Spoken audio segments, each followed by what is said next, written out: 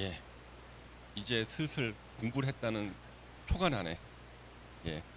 자, 일단 아주 중요한 질문이 들어왔기 때문에요. 제가 여기다 한꺼번에 우리 진도와 상관없이 설명을 짓도록 하겠습니다.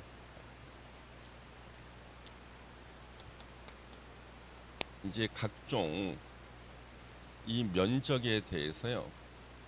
공부한 지 몇 달이 안 됐으면은요. 거의 의문이 없어. 숫자만 기억하기 힘들거든. 근데 이제는 이제 숫자가 조금 외워지고 나면은 앞에 붙어 있는 단어가 이제 궁금해지기 시작해요. 왜냐 그러면 건축 면적이라는 게 있고 그다음에 바닥 면적이라는 게 있고요. 바닥 면적. 그다음에 각층의 바닥 면적 합계라는 게 있고요. 예. 그리고 연면적이라는 게 있고요. 연면적 합계.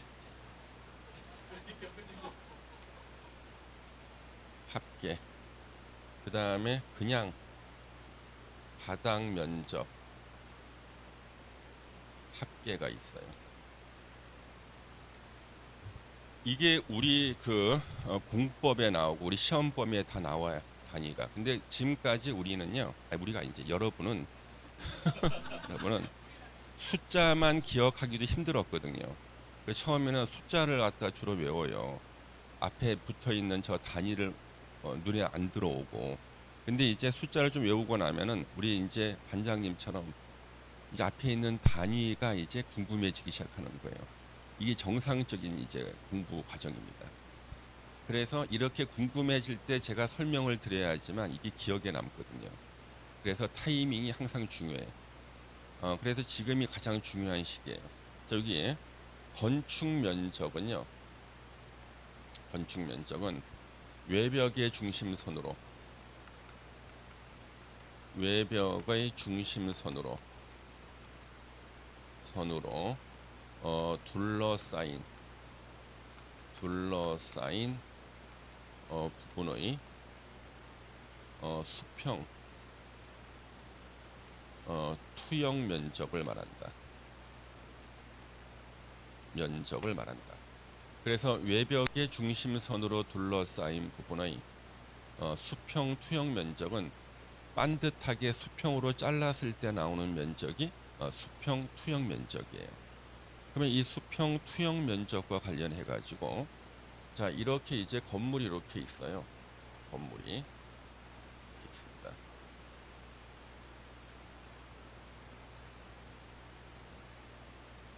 이게 외벽이잖아요, 그렇죠? 그러면 외벽의 중심선 이거예요.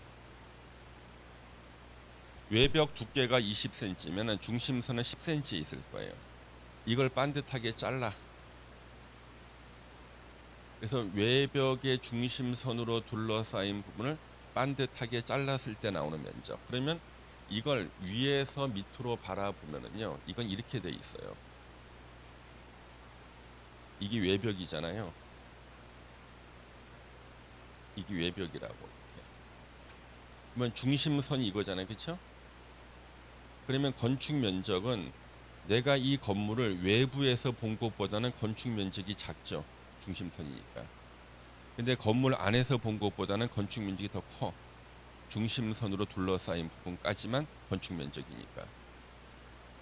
이거는 이제 시험에 안 나와. 누구나 다 알기 때문에. 예. 단서가 나왔어요. 처마 등 면적 제외.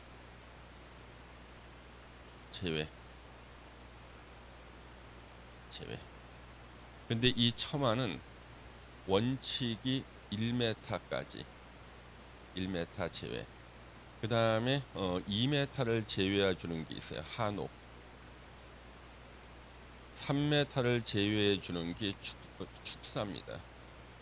축사. 4m를 빼주는 게 전통 사찰이에요. 전통 사찰이거든요.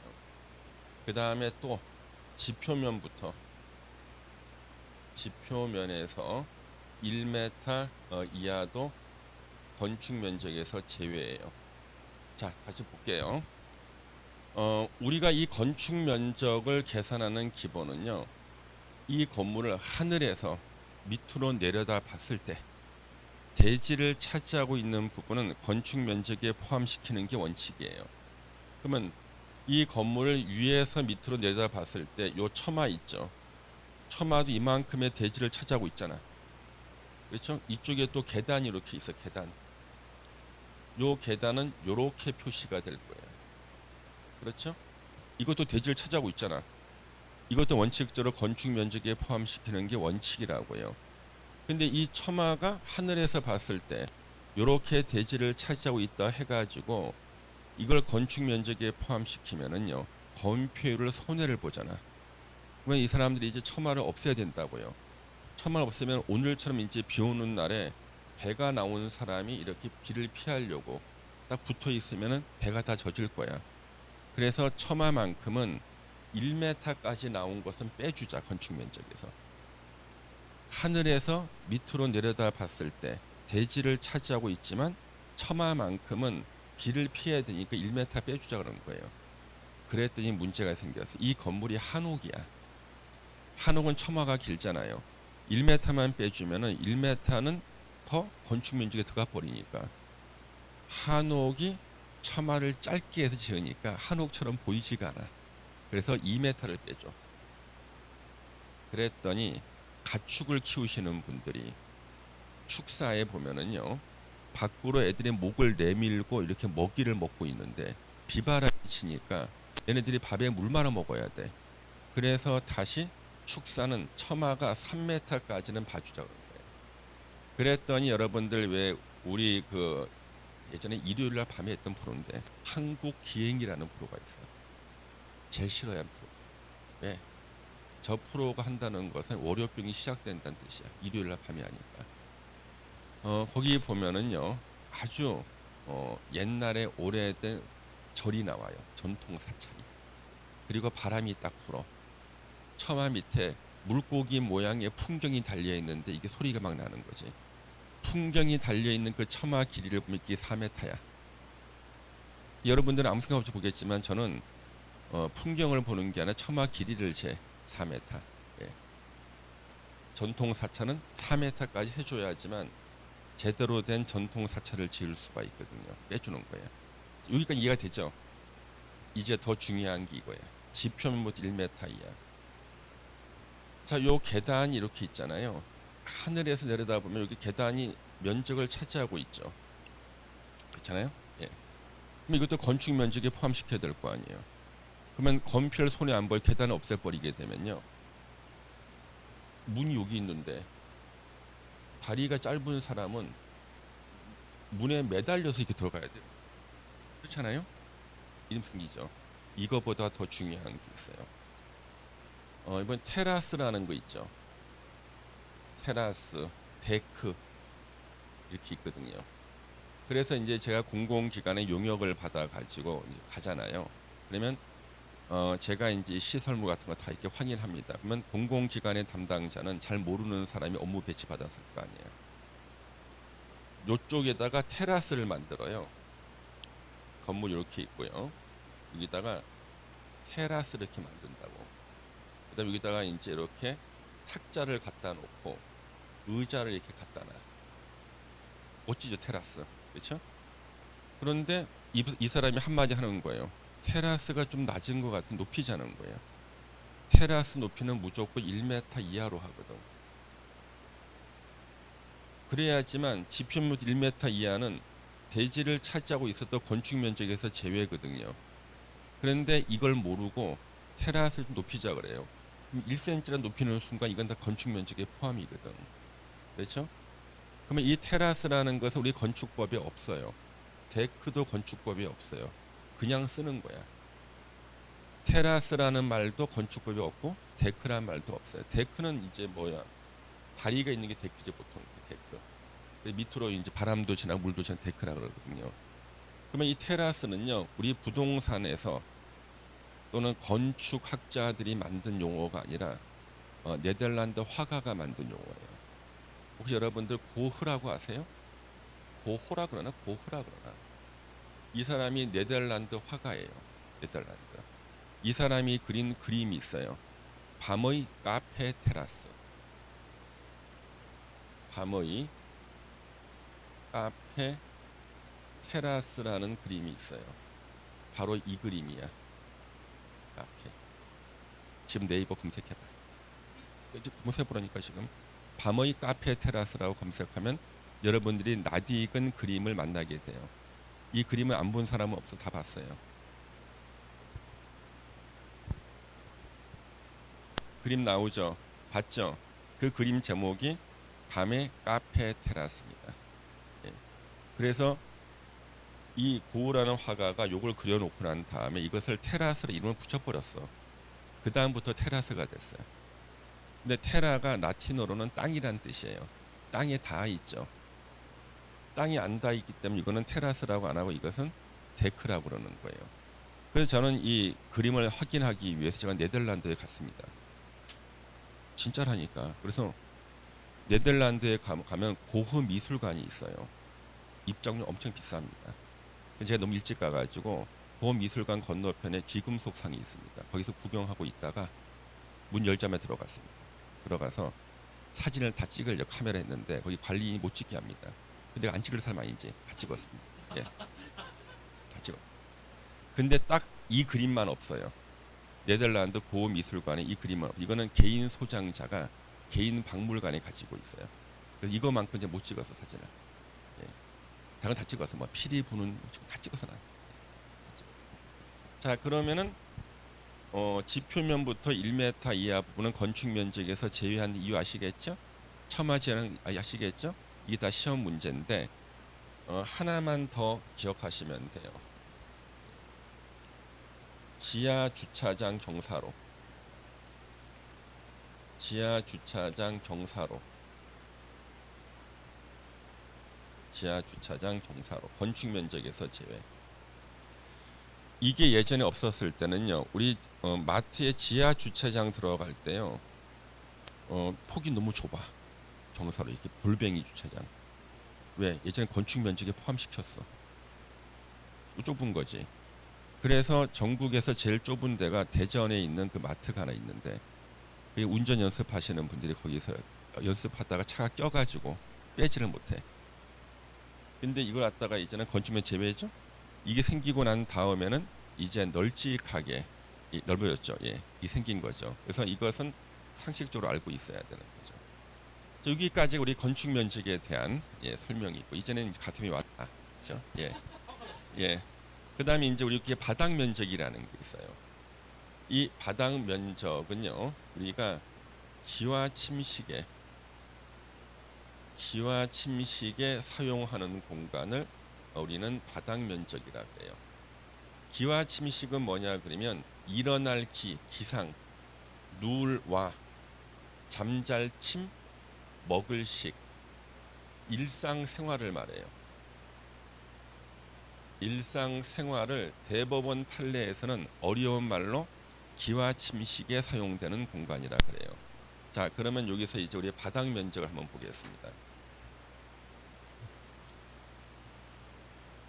자, 이 건물의 건축 면적이 현재 100평이야. 건축 면적이.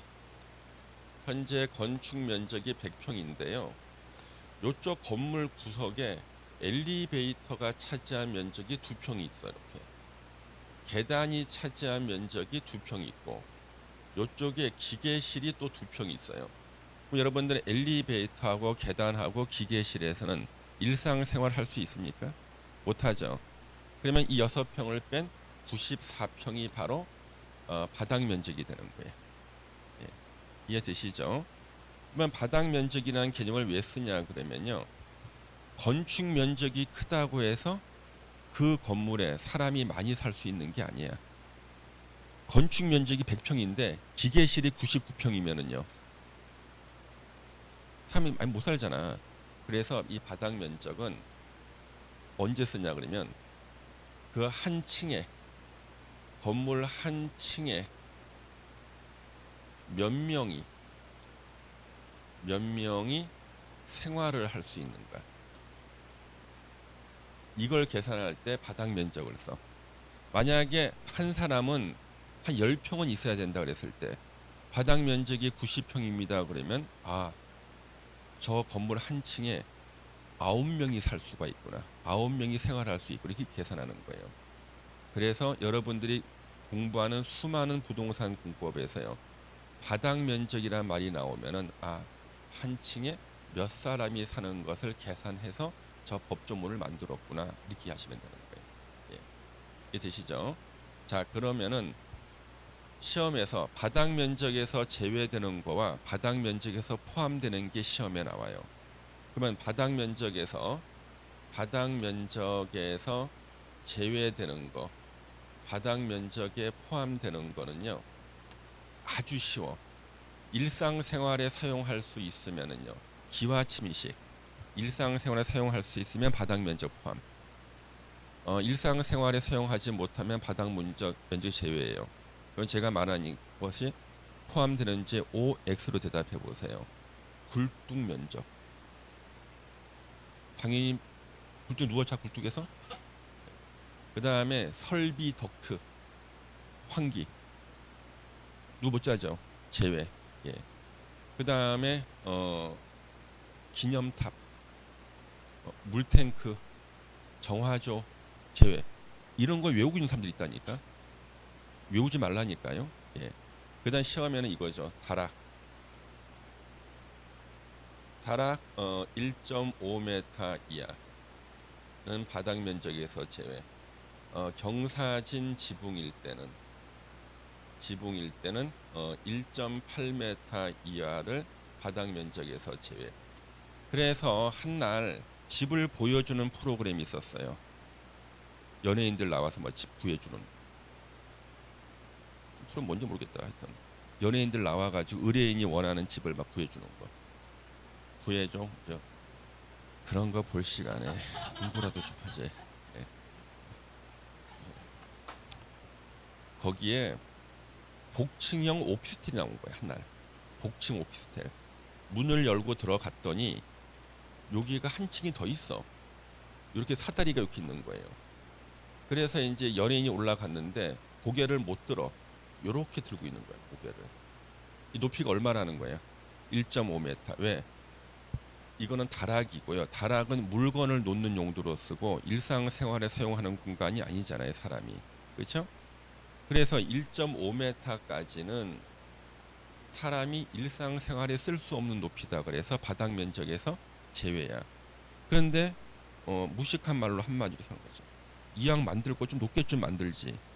높이는 순간 바닥 면적에 포함되는 거잖아요. 예, 그렇지 않습니까? 예. 그럼 우리 와이프하고 저거 같이 보고 있다가 와이프가 무슨 말 했겠습니까? 우리 이왕 만드는 거 좀 높게 만들지. 그 제가 뭐라고 그랬겠습니까? 그러게 말이야.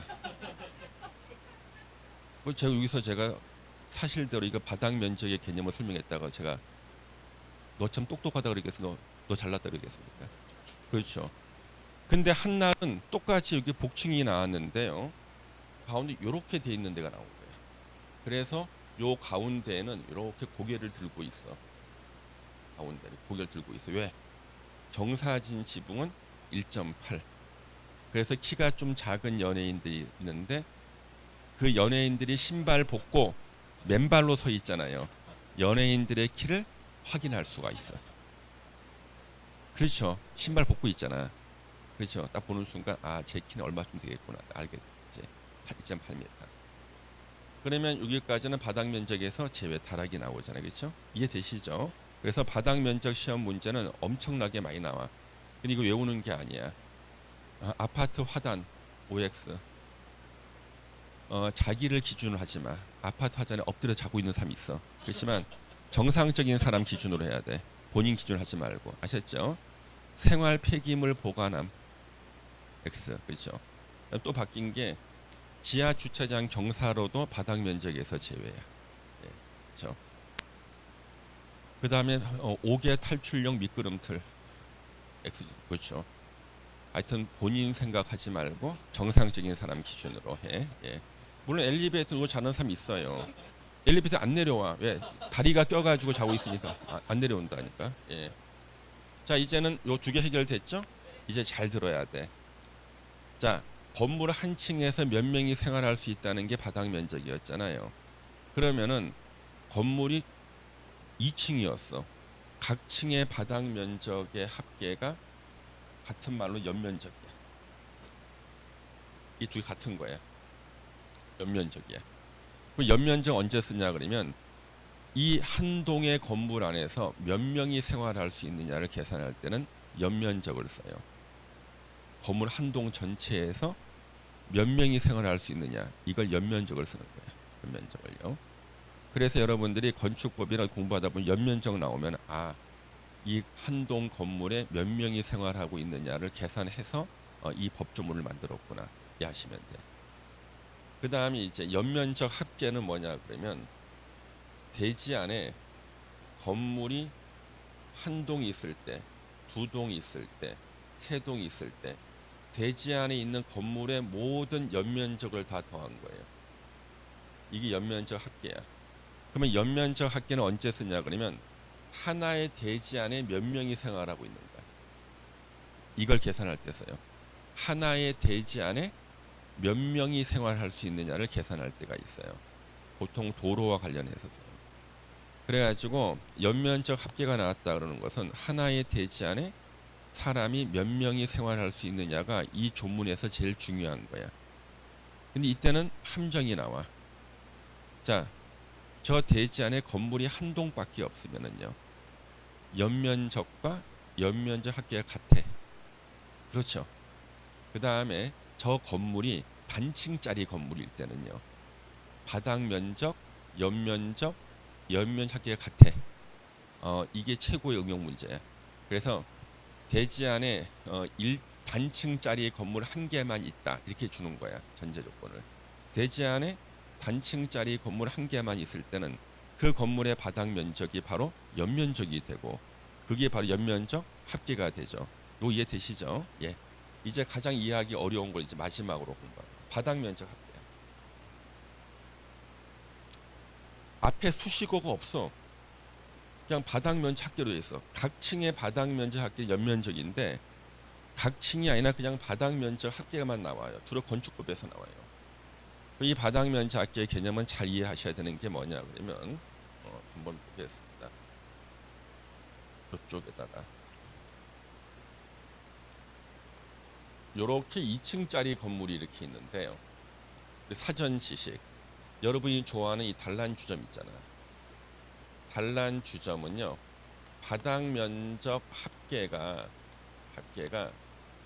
150 제곱미터 미만일 때는요, 요게 2종 근생이에요. 2종 근린생활시설. 근데 여기 바닥 면적 합계 150 제곱미터 이상일 때는요, 요게 위락시설이 돼. 위락시설은 상업지역에만 건축이 가능해요.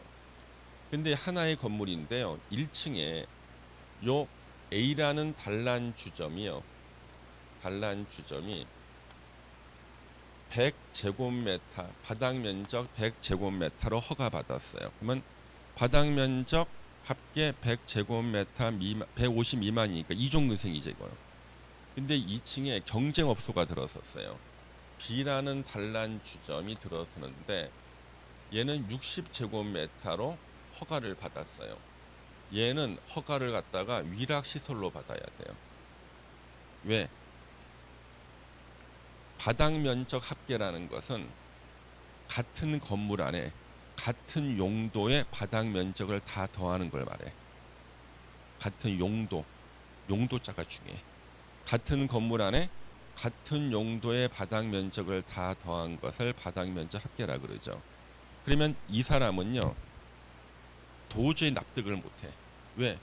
아니 100제곱미터는 2종 근생인데 나는 더 작은 면적 60인데 나는 왜 위락시설 허가 받냐 그러면은요, 담당 부문 이제 한숨을 쉽니다. 왜? 설명해 줘야 돼. 이 건물 전체에 단란 주점의 바닥 면적을 다 더해서 당신이 60을 허가받는 순간 150제곱미터 이상이 됩니다. 그러니까 당신은 위락시설로 허가 받으셔야 되는데 위락시설은 상업지역에서만 허가 나옵니다. 여기는 상업지역이 아니기 때문에 위락시설 허가가 불가능해서 당신은 허가 못 내주겠습니다. 그런다고요. 그러면 이게 바로 방어야. 이 A라는 사람은요. 건축법을 공부한 사람이야.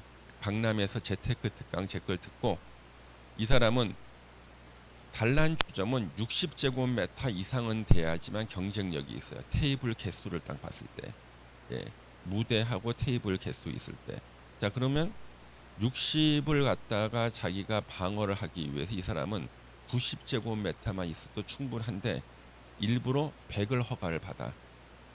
남는 티오가 얼마 남았어? 50. 50 갖고 영업을 못 하거든. 예. 그러면 이런 걸 어디서 볼 수가 있냐 그러면은 우리 딸이 다니고 있는 대치동 학원이야. 우리 딸이 현재 대치동 학원 다니고 있거든. 고3이라서. 대치동에요. 우리가 학원인데 학원은 바닥 면적 합계가 500제곱미터 미만까지는요. 요거 2종 근생이에요. 2종 근생. 규제가 약해. 근데 500 이상부터는요. 교육 연구시설이야. 연구시설이야. 그래서 대치동 학원에 보면은요. 이 학원이 경쟁 학원 정도가 되려 그러면은 150제곱미터 정도는 있어야지만 강의실 만들고 뭐 할 수 있단 말이에요. 근데 이 학원이요. 자기네들은 350만 있어도 충분한데 400 허가를 받아. 400제곱미터 허가를 받아. 예. 그럼 남는 TO가 100만 남잖아요. 경쟁 학원이 2종 근생으로는 들어설 수가 없고 교육연구시에서는 허가가 안 나와. 용도지역상. 그러면 350m에서 충분한데 300m에서 충분한데 400을 얻어놓고 이 100에다가 독서실을 설치해. 독서실을 설치해. 독서실에서 그거 이제 싸게 해서 받으면 임대료만 나오면 될 거 아니야. 그렇죠? 하면 너무 좋아요. 서비스로 세상에 독서실 싸게. 경쟁 못 들어오죠.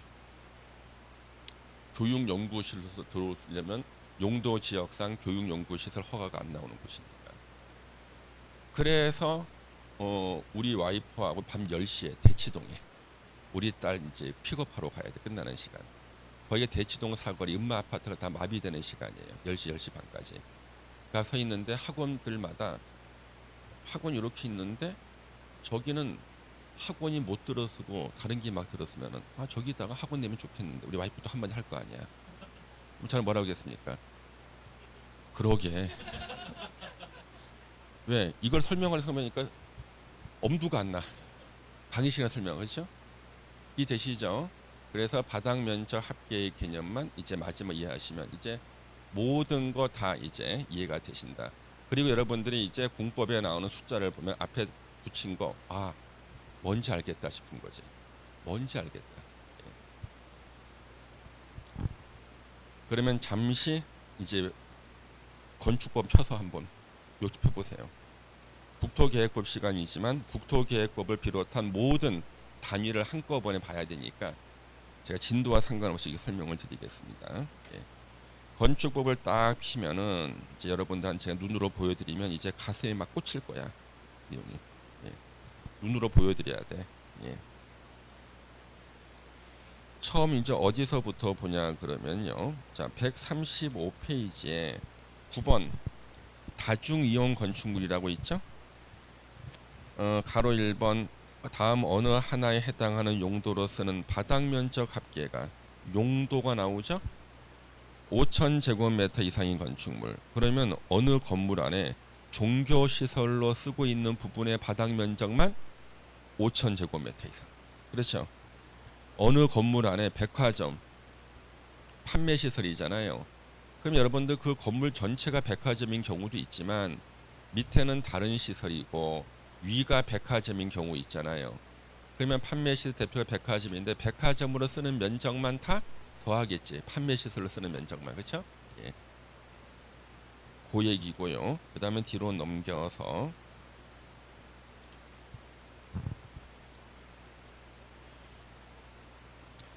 136페이지를 딱 보시면은요. 그렇죠? 예. 동그라미 바닥 면적 3번 바닥 면적 및 동그라미 3번 승강기탑, 계단탑, 장식탑 누워 자지 못하죠? 다락인데 1.5, 경사진거 1.8, 바닥면 산입하지 않는다. 그 다음에 1번 동그라미 1번 벽 기둥에 구획이 없는 건물은요. 최소한 안으로 1m는 들어가야지만 비 안 맞고 생활이 가능할 것이다. 동그라미 2번도 보세요. 주택의 발코니의 바닥은 난간 등의 설치 여부에 관계없이 노대 등의 면적에서 노대 등이 접한 가장 긴 외벽에 접한 길이의 1.5m를 곱한 값을 뺀 면적을 바닥 면적에 산입한다. 이걸 그림으로 그려볼게요. 이제 이것도 이해가 됩니다. 건물이 이렇게 방이 하나 이렇게 있는데 문을 열고 들어갔거든요. 그랬더니 요만큼이요 발코니처럼 나와 있어요. 이렇게요. 근데 이 발코니는 원래 이렇게 화분을 놓거나 짐을 좀 놓는데 요거 1.5m까지는 사람이 쓰기 위한 면적이 아니라 짐을 놓거나 화분을 놓는 면적으로 봐줬어요. 근데 이 사람이요 여기를 이만큼 나와버리는 거예요. 1.5m까지는 봐주겠는데 이만큼 나오고 이거 발코니다 이러면 안 되잖아요. 그래서 이 사람이 이만큼 더 나왔대. 이거는 그러면 사람이 쓰기 면적으로 봐서 바닥 면적에 포함시키겠다. 가장 긴 외벽이 이거죠. 이거 곱하기 1.5는 사람이 쓰는 면적이 아니라 짐을 놓거나 화분 놓는 면적이다. 근데 이거보다 더 나왔다. 더 나온 것은 바닥 면적에 포함시키겠다. 사람이 쓰기 위한 면적이다. 이게 바로 그거예요. 예. 그 다음에 뭘로 보셔야 되냐 그러면 뒤로 넘겨서 138페이지를 딱 보시면은 건축 허가권자가 나오죠. 건축하거나 대수선할 때는 특별자치시장, 특별자치도지사, 시군구청장이 원칙적인 허가권자인데 예외 보세요. 특별시나 광역시에 규모가 큰 건물을 지을 때는 특별시장, 광역시장이 건축 허가권자가 돼요. 층수 21층 이상. 2번 보세요. 연면적 합계가 10만 이상이라는 뭐야? 하나의 대지 안에 여러 동의 건물이 있을 때 각 동의 연면적을 다 더한 연면적 합계죠. 그럼 연면적 합계니까 대지 안에 건물 한 동만 있는 게 아니라 여러 동이 있었을 때 있죠. 이걸 다 합쳐서 10만 이상일 때는 특별시장, 광역시장이 허가권자가 돼. 그렇죠? 예. 그다음 또 뒤로 넘겨서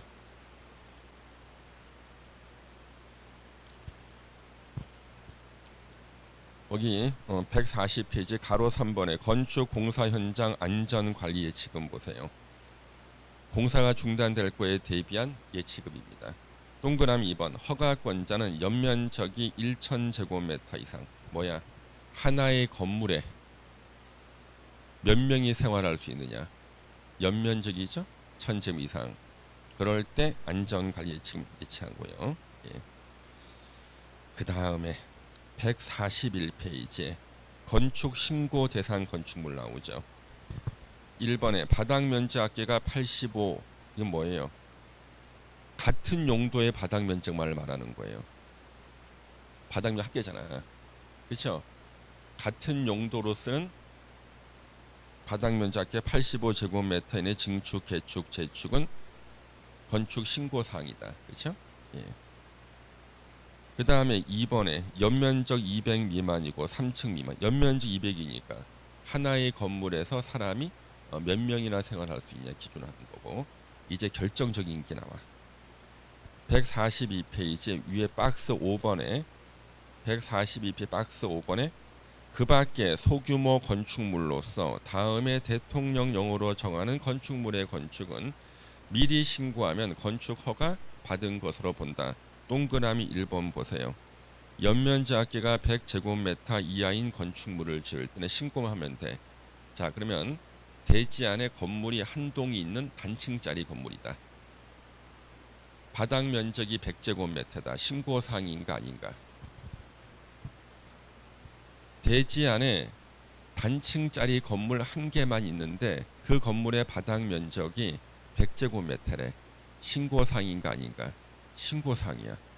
바닥 면적 100이 바로 연면적 100, 연면적 합계 100.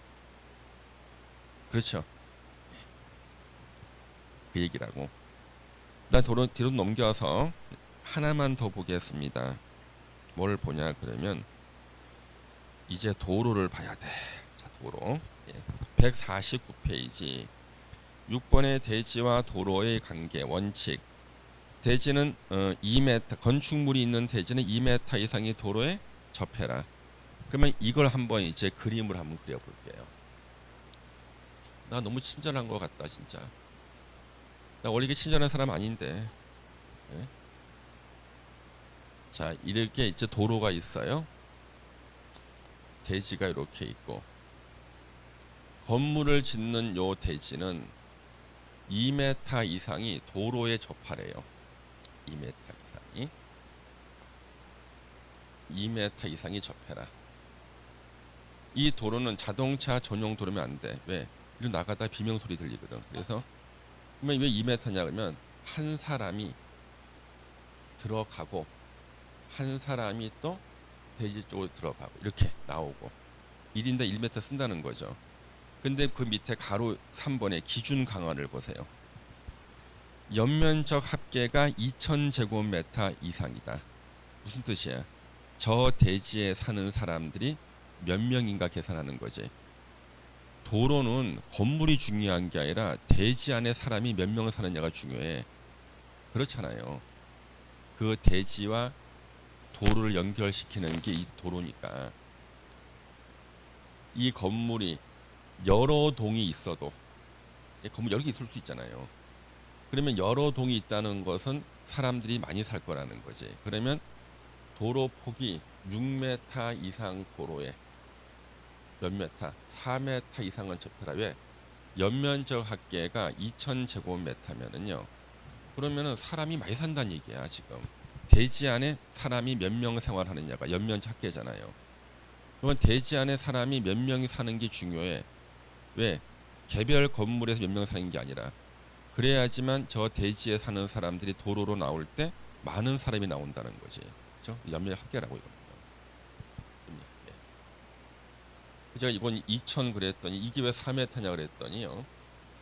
예전에 그 대전에서 제가 강의할 때 누님께서 연면 2000 정도면은 그 러브호텔 규모라는 거예요. 큰 러브호텔 규모. 그래서 4m가 필요한 이유가 두 사람이 손잡고 들어가고 두 사람이 손잡고 나온다. 그래서 4m가 필요한 게 아니냐. 이렇게 해석하시는 분이 계시더라니까 누님께서. 그래서 제가 다른 누님이 그거 아니라는 거야. 남자는 앞문 들어가 여자는 뒷문 들어가기 때문에 3m 필요 없다는 견해 있었어요. 내가 뭐 어떻게 기억하시든지 정답만 맞춰달라 그랬어요. 정답만. 자, 여러분들 요거 이제 개념 아시겠죠? 예. 그래서 전에는 숫자만 기억하다가 숫자 앞에 써 있는 그 단위가 이제 눈에 들어온다는 것은 공부가 됐다는 증거고, 공부가 됐을 때 제가 설명을 해. 예, 그 전에 설명해봤자 헷갈리기만 하고 일생에 도움이 안 되거든. 그렇죠? 우리 그 반장님답게 아주 중요한 질문 해주셨습니다. 그래서 이거 하나 가지고 여러분들이 의문 사항이 한꺼번에 다 해결이 됐어요. 전체 그 단위에 대한 거 있죠? 예. 역시 반장답게 좋은 질문하셨습니다. 예. 네, 언제쯤 질문해 주는 거 궁금해서 기다리고 있었는데. 예. 자, 그럼 잠시만 쉬었다가 이제 본래 진도를 나가도록 하겠습니다. 예. 이게 훨씬 더 중요해 득점에.